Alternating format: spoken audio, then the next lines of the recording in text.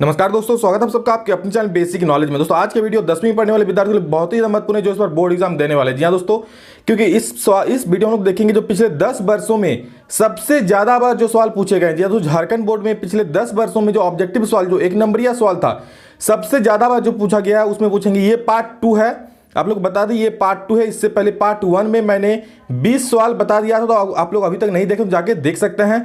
ये second video है और ये पहला वीडियो का लिंक डिस्क्रिप्शन में दे देंगे, वहां से आप लोग जाके देख सकते हैं। तो बहुत ही महत्वपूर्ण वीडियो, सभी लोग देखिएगा बिना स्किप किए। और इसमें करीब 20 से 25 सवाल है, ज़्यादा नहीं। आप लोग अपना 10 से 15 मिनट दीजिए और एग्जाम में देखिएगा इसमें से मैक्सिमम सवाल आप लोग मैच करेंगे, ठीक है। और मॉडल पेपर में भी बहुत सारा सवाल इससे पूछा गया है। तो चलिए दोस्तों इस वीडियो को शुरू करते हैं और प्लीज़ वीडियो को लाइक कर दीजिएगा और आपके जितने सारे दोस्त हैं सभी को प्लीज़ शेयर कर दीजिएगा ताकि सभी को इसकी जानकारी हो।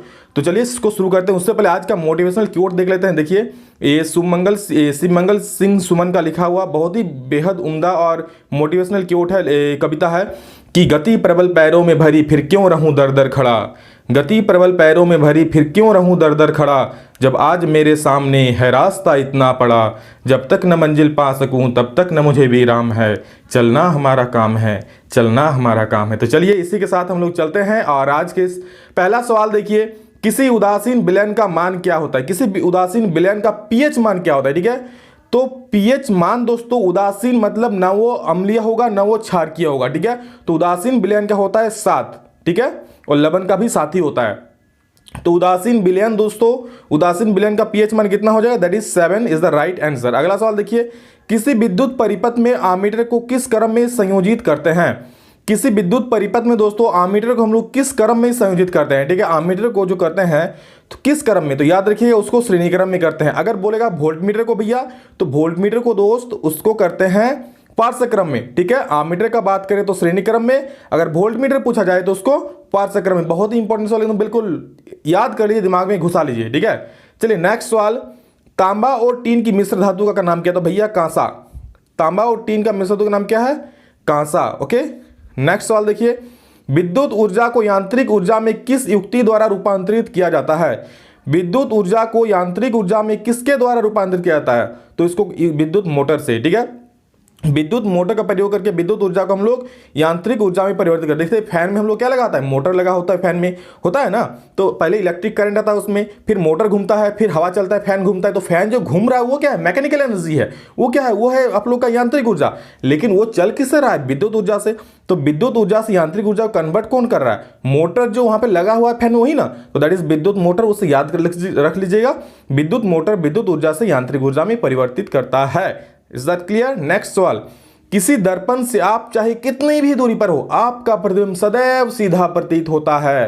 कौन सा दर्पण? जी हाँ, जिससे अपना प्यारा सा गोरा गोरा मुखड़ा देखते हैं, समतल दर्पण और या फिर उत्तल दर्पण, ठीक है, दोनों होता है। समतल और उत्तल ये हमेशा आप लोग का सीधा प्रतिबिंब बनाता है। समतल क्या बनाता है? जितना आपका बड़ा साइज उतना ही आपका प्रतिबिंब बनेगा, ठीक है। लेकिन उत्तल में क्या होता है? छोटा प्रतिबिंब बनता है, बस इतना सा डिफरेंस है। नेक्स्ट सवाल, विरंजक चूर्ण का रासायनिक सूत्र लिखिए। बहुत इंपॉर्टेंट सवाल है, बहुत बार पूछा गया है। इसका रासायनिक सूत्र होता है CaOCl2, ठीक है।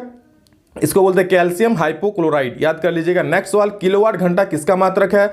विद्युत ऊर्जा का मात्रक। 1000 बार पढ़ाए आप लोग को। किलोवाट घंटा यानी kWh किसका मात्रक? विद्युत ऊर्जा का, ठीक है। नेक्स्ट सवाल देखिए, इस्पात में कौन सी अधातु उपस्थित रहती है? इस्पात में दोस्तों कौन सी अधातु उपस्थित रहती है? तो याद कर लीजिए इस्पात में दोस्तों कार्बन उपस्थित रहती है, ठीक। इस्पात में क्या? कार्बन उपस्थित रहती है। नेक्स्ट सवाल, किसी शब्दकोश की छोटी अक्षरों को पढ़ने के लिए आप किस प्रकार के लेंस का प्रयोग करते हैं? तो छोटी अक्षरों को पढ़ने के लिए हम लोग उत्तल लेंस का प्रयोग करते हैं, ठीक है। छोटी शब्दों को पढ़ने के लिए उत्तल लेंस का प्रयोग करते हैं। चलिए 29 हो गया। 30 नंबर सवाल जल्दी देखिए, बहुत सारा, ये सारे सवाल हम खुद से लिखे हैं, प्रीवियस कुछ सालों का क्वेश्चन जुगाड़ करके, वो बहुत इंपॉर्टेंट है। जो पूरा वीडियो देख लेगा बिल्कुल एग्जाम में देखिएगा, इससे बहुत सारा क्वेश्चन आ रहा है आप लोग का। मानव नेत्र के उस भाग का नाम लिखिए जिस पर किसी वस्तु का प्रतिबिंब बनता है, ठीक है। मानव नेत्र का उस भाग का नाम लिखना है जिस पर किसी वस्तु का प्रतिबिंब बनता है, तो उसका नाम है दोस्तों रेटिना, ठीक है। उस भाग का नाम क्या है? रेटिना। रेटिना पर हम लोग का प्रतिबिंब बनता है। कैसा बनता है? तो उल्टा बनता है वहां पर। नेक्स्ट सवाल, कठोर जल को मृदु बनाने के लिए किस सोडियम यौगिक का प्रयोग किया जाता है? Na2CO3 that is sodium carbonate. अरे भैया जी, Na2CO3, ठीक है। कठोर जल को मृदु करने के लिए हम लोग किसका प्रयोग करते हैं? Na2CO3 का, दैट इज सोडियम कार्बोनेट का, ठीक है। तांबा एवं जस्ते की मिश्र धातु का नाम क्या है? ठीक है, तांबा और जस्ते की मिश्र धातु का नाम क्या है? तो उसका नाम है दोस्तों पीतल, ठीक है। पीताजी, ता से तांबा, जी से जिंक और पी से पीतल, तो पिताजी याद रखिएगा, उससे याद हो जाएगा। ओके, नेक्स्ट सवाल, विद्युत परिपथ सभी संयंत्रों में सामान्य उपयोग होने वाले एक सुरक्षा उपाय का नाम पूछा है। तो भैया सुरक्षा उपाय हम लोग घर में क्या यूज करते हैं? सुरक्षा उपाय विद्युत फ्यूज, जो हम लोग का फ्यूज लगा होता है, वही ना कि ज्यादा अचानक से ज्यादा करंट आ जाता है, अचानक से ज्यादा वोल्टेज जब होता है तो विद्युत फ्यूज गल जाता है, ठीक है। तो विद्युत फ्यूज क्या एक सुरक्षा उपाय है और वो गल जाता है, यानी कि सर्किट ब्रेक और करंट आगे फ्लो होगा ही नहीं। हम लोग का भैया टीवी, फ्रिज, वॉशिंग मशीन जो भी है, क्योंकि हम लोग गरीब है तो है नहीं, तो बाकी वॉशिंग मशीन जिन लोग का है उसका जल जाएगा। चलिए, आप लोग का जिसका टीवी है सब कुछ जल जाता है, तो फ्यूज ही बचाने का काम करता है, तो यो सुरक्षा उपाय, सुरक्षा उपकरण है, ठीक है, सुरक्षा संयंत्र। पवन चक्की से उपयोग ऊर्जा प्राप्त करने के लिए पवन का वेग कितना होना चाहिए? तो 15 किलोमीटर प्रति घंटा होना चाहिए भैया जी। नेक्स्ट, उत्तल दर्पण की फोकस दूरी याद कीजिए, इसका वक्रता त्रिज्या 33 सेंटीमीटर। तो दोस्तों इसको हम लोग फोकस दूरी निकाल लेते हैं आराम से। F इक्वल क्या होता है? R/2, ठीक है। R कितना है? 33 है, उसको बटा 2 कर दीजिए, आ जाएगा 16.5 सेंटीमीटर, आ जाएगा 16.5 सेंटीमीटर, ठीक है। कोई डाउट नहीं सर? तो चलिए अगला सवाल आप लोग का है। अगला सवाल, मानव नेत्र में किस प्रकार का लेंस रहता है? तो मानव नेत्र में दोस्तों हम लोग आप सभी जानते हैं उत्तल लेंस रहता है। मानव नेत्र में कौन सा लेंस रहता है? उत्तल लेंस का प्रयोग किया जाता है, ये प्रयोग नहीं किया जाता है, उसमें रहता है, ठीक है। नेक्स्ट, संतरा में कौन सा अम्ल पाया जाता है? तो संतरा में साइट्रिक अम्ल पाया जाता है, ये सब याद कर लीजिएगा। विद्युत धारा को किस यंत्र से मापा जाता है? तो विद्युत धारा को दोस्तों हम लोग आमीटर से मापते हैं, ठीक है। वही विद्युत धारा अगर ऐसा यूनिट पूछता तो क्या होता है? वो होता है एम्पियर, याद कर लीजिएगा। एम्पियर विद्युत धारा का ऐसा मात्रक है, जबकि आमीटर दोस्तों विद्युत धारा, आमीटर से हम लोग विद्युत धारा को मापते हैं। अगला सवाल, सौर पैनल बनाने में किस धातु का उपयोग किया जाता है? सौर पैनल जैसे देखते हैं ना आप लोग कि जहां से सौर ऊर्जा मिलती है तो ऊपर में एक प्लेट टाइप का रहता है, तो उसमें कौन सा धातु लगा रहता है? तो दोस्तों उसमें हम लोग का सिलिकॉन लगा रहता है, ठीक है। कौन सा धातु? उसमें सिलिकॉन लगा रहता है। अगला सवाल, सामान्य आंख के लिए स्पष्ट दृष्टि की न्यूनतम दूरी क्या होती है? तो सामान्य आंख के लिए दोस्तों स्पष्ट दृष्टि की जो न्यूनतम दूरी होती है 25 सेंटीमीटर, ठीक है। हम लोग 25 सेंटीमीटर से दूर पर अगर कोई वस्तु रखते हैं तो उसको स्पष्ट देख सकते हैं। उससे करीब देखने पर आंखों में प्रेशर पड़ता है, तनाव पड़ता है, तो क्या होगा? 25 सेंटीमीटर, राइट आंसर। विभवांतर कैसा है? मतलब भैया जी बच्चा बोलेगा वोल्ट। नेक्स्ट सवाल 42 नंबर, श्वसन कैसी रासायनिक अभिक्रिया है? बहुत इंपॉर्टेंट सवाल है, ठीक है। श्वसन कौन प्रकार की अभिक्रिया है? तो ये उपचयन अभिक्रिया है। अगला सवाल, उस दर्पण का नाम बताइए जो बिंब का काल्पनिक, सीधा एवं छोटा प्रतिबिंब बनाता है। बिंब का काल्पनिक, सीधा और छोटा कौन बनाता है? हमेशा उत्तल दर्पण, याद रखिएगा, ठीक है। नेक्स्ट, अवतल लेंस द्वारा किसी वस्तु का हमेशा किस प्रकार का प्रतिबिंब बनाया जाता है? अवतल लेंस द्वारा दोस्तों किसी वस्तु का किस प्रकार का बनाया जाता है प्रतिबिंब? तो याद रखिएगा आभासी तथा सीधा, ठीक है। आभासी तथा क्या बनाया जाता है? सीधा। देखिए अवतल लेंस और उत्तल दर्पण दोनों सेम प्रकार का इमेज बनाता है, और अवतल दर्पण और उत्तल लेंस ये दोनों सेम प्रकार का इमेज बनाता है, ठीक है।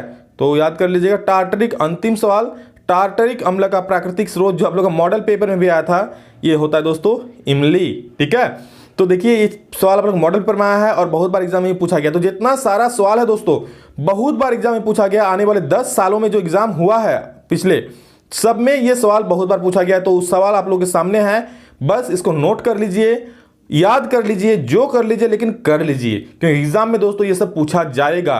That is my guarantee. Exam में इसमें से बहुत सारा सवाल आप लोगों को देखने को मिलेंगे, क्योंकि इस बार ऑब्जेक्टिव सवाल ज्यादा आ रहे हैं, तो इसका चांसेस भी मैक्सिमम है। पहले 10 को आता था 1 नंबरिया, लेकिन इस बार 30 नंबर का आप लोगों को मिलेगा, तो जो कि बहुत ही इंपॉर्टेंट सवाल। तो सभी लोग याद कर लीजिए, जो कर रहा है कर लीजिए। एग्जाम में दोस्तों ये सब आएगा, तो सभी दोस्तों को शेयर कर दीजिए। जितने सारे आपके दोस्त हैं, किसी का अच्छा कीजिएगा दोस्तों, तो कहीं ना कहीं आपका भी अच्छा होगा, ठीक है। तो बिल्कुल आप लोग एकदम एग्जाम की अच्छे से तैयारी कीजिए। आप लोगों को बहुत अच्छे से तैयारी कराया जाएगा।